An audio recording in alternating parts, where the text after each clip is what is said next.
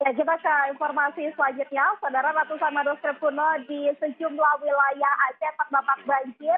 Selain merusak koleksi naskah, bencana juga mengancam keberlangsungan warisan sejarah yang selama ini disimpan oleh masyarakat. Berbagai upaya penyelamatan pun mulai dilakukan melalui restorasi, pendampingan filolog hingga digitalisasi manuskrip. Hasil pendataan menunjukkan hampir 300 manuskrip kuno terdampak banjir, sebagian mengalami kerusakan secara langsung akibat terendam air. Sementara sebagian lainnya masih selamat, namun rumah para kolektor tempat manuskrip disimpan ikut terdampak banjir. Sebagai langkah penyelamatan, Perpustakaan Nasional Republik Indonesia bekerja sama dengan UIN Araniri Banda Aceh melakukan restorasi terhadap 80 manuskrip kuno yang mengalami kerusakan.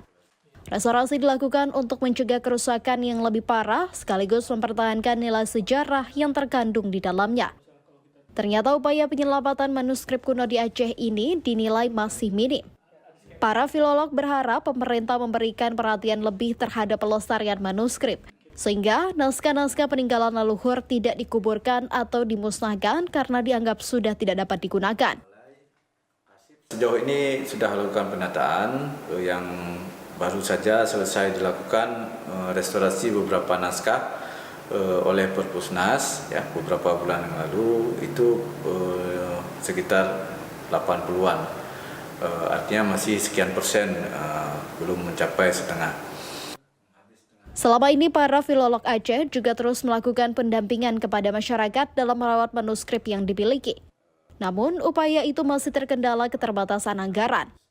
Di sisi lain, sejumlah manuskrip mengalami kerusakan yang cukup parah sehingga proses restorasi tidak dapat dilakukan secara sembarangan dan memerlukan penanganan khusus.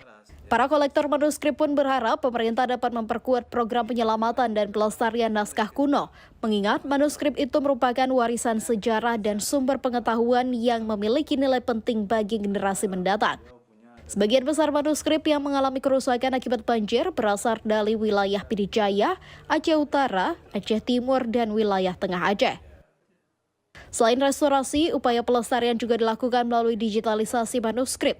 Lembaga DREAMSEA atau Digital Repository of Endangered and Affected Manuscript in Southeast Asia, Indonesia bersama Masyarakat Peduli Sejarah Aceh atau MAPESA dan tim peneliti lokal Tengah, mendigitalisasi sekitar 19.000 halaman manuskrip yang tersebar di Banda Aceh dan Aceh Besar.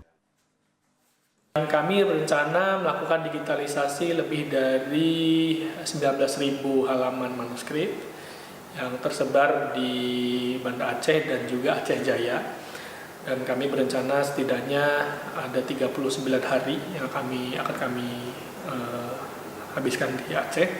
Dan harapan kami tentu saja setelah digitalisasi ini yang semuanya dilakukan oleh tim lokal itu menjadi tanggung jawab bersama. Proses digitalisasi itu berlangsung selama 39 hari sebagai bagian dari upaya menyelamatkan warisan intelektual Aceh dalam bentuk arsip digital agar tetap dapat diakses oleh generasi mendatang.